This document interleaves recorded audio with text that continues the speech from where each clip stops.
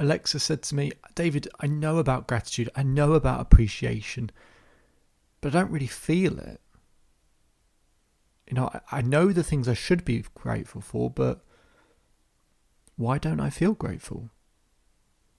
Hello and welcome to the Self-Belief Chief podcast. You're here with David Holman. Make sure to subscribe to the podcast for the latest episodes, the latest research, science, conversations that I have with clients. We have episodes with interviews, with real life coaching, so you can hear, clients of mine actually talking as well amongst these episodes. So look out for those. Otherwise, let's begin. So Alexis is talking to me about her inability to really feel grateful for things.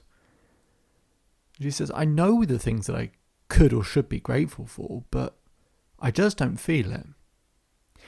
Now, the first thing to address is actually what's the individual going through? What's Alexis going through? Because when you go through something big or traumatic, if you're experiencing grief, for example, it's okay not to be grateful. It's okay. It's okay not being okay. When I work with people, the first thing I don't do is talk about all the things they should be grateful for. Because when you're going through grief or something traumatic or something big, you don't feel it. I've been there. It just goes. You don't feel grateful for anything. So the first thing is really to address, are you in a really difficult stage where, you know what, it's okay if you don't feel grateful. It's fine. It will come back. That's the first part. But the second part is something Alexis said. Something she said is really, really key and really important, but she won't have noticed. She said, David, I don't feel grateful. Feel is the operative word. People treat gratitude and appreciation as a thought. I think of things to be grateful for. And gratitude isn't a thought, it's a feeling. It's not just by having a thought that we ultimately feel something. It's our body, it's our physiology, it's lots of things that create feeling. So she asked me, David, how can I more intensely feel gratitude? So this is something you might want to try wherever you're listening, but this is what I got Alexis to do. I said to her, I'd like you to get your pulse, right? So feel your pulse on your wrist and take your wrist and put it against your heartbeat.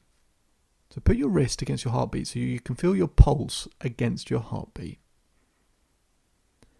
She can feel her heartbeat against her wrist. I said to Alexis, now close your eyes. I said, okay, now what's going to start happening is we're going to pull in things that you could be grateful for. But I want you to keep your wrist on your heart. The reason I was getting her to keep her wrist on her heart is what they find when you think of being in a relaxed, comfortable state.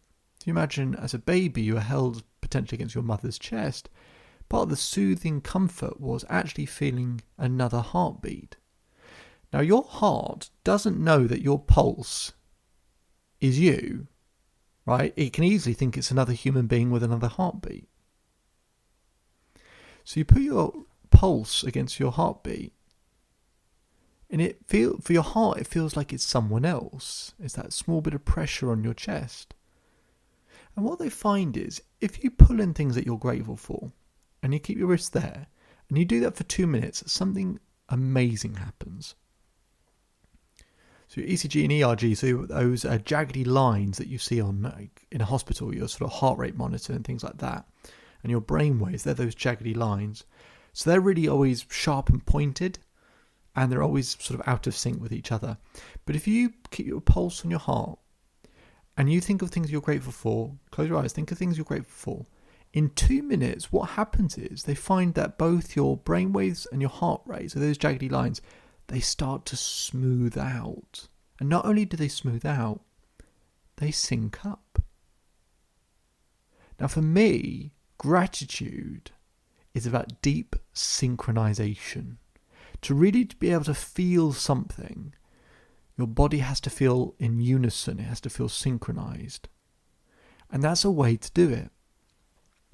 So you pull in things you're grateful for. So I get Alexis to do this. And I say, okay, think of a moment you're really proud of. And I want you to reach out with your left hand and I want you to pull that into your chest. Think of a moment you're really proud of. Okay.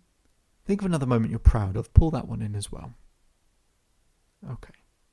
Keep your wrist on your heart. I'd like you to think of someone in your life that really makes you smile. Pull them in. And really feel it. And now I'd like you to pull in someone that is always supportive, always caring, always considerate. Pull them in. I would like you to think of some places that you've travelled to, that you've had the privilege to see and visit. Pull those in. I'd like you to pull in a quality about yourself that you do like, that you really respect, you think is really good, that you really appreciate. Pull that in. And pull in another quality that you really appreciate about yourself as well. Now I want you to think of a playful moment. Any age, a playful moment from your life. Pull that in, something that you really enjoyed, really loved, really cared about. And then pull in another one. So with Alexis, I'm going through all these different categories. There are more categories I go through. But I get her in firstly a physiological state where she feels more, synchronized, more harmonious, a bit more relaxed. And then I get to pull in things that actually have emotion attached to them, right? So places they've been to, certain people, qualities that she likes about herself, and so on and so forth. Things that would actually have some emotional resonance, and to actually physically, with one hand, pull those things in or imitate pulling those things in. And what we do is we start stacking it, right? Because it can be hard to be grateful just on one thought, right? But if we get our body in a relaxed state where it feels synchronized, and then we pull in a moment and another one and another thing and another moment and another thing and another moment and another thing, and we keep stacking and stacking and stacking and stacking till it feels like this wave crashing and washing over you, completely refreshing you. That is how you can really start to feel grateful for things in life. I do it every single day at 2:00. So if wherever you are at 2:00, 2:00 UK time, if you want to do the same exercise, you'll know I'll be doing it with you. My name is David Holman. If you change today will change your life. So enjoy the rest of your day. Enjoy the rest of your life. And I'll speak to you again soon.